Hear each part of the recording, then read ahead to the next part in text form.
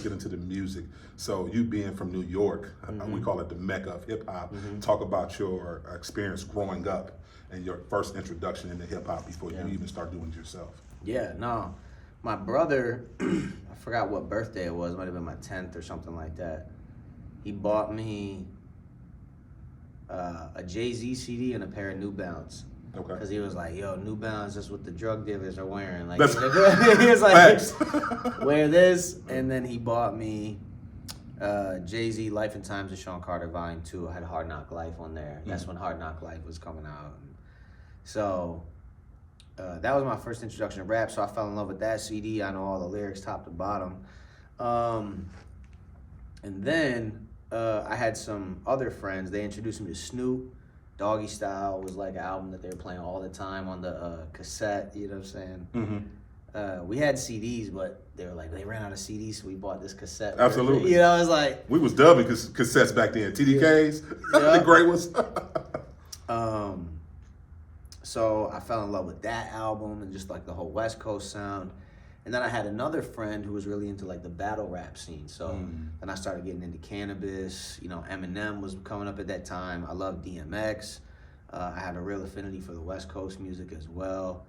Never really messed with Southern music for real. Really? Yeah, okay. For real. Until later, when I found I connected with Lecrae and some of those guys.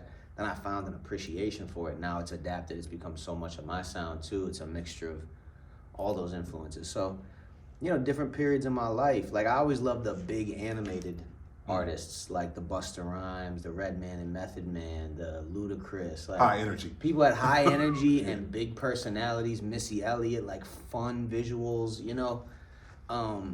Those are Pharrell. Those kind of like eccentric characters always were like really attractive to me.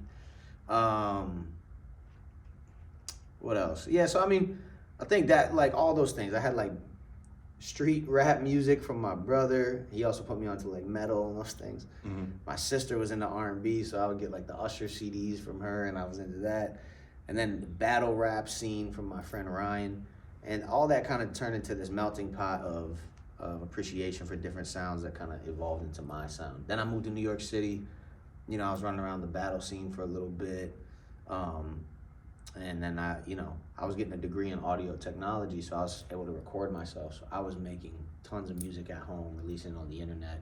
That's kind of how this whole thing started to bubble up, was people found me through the internet. You need to meet my man, connect with him. Then Lecrae hit me, then, you know, and it moved like that.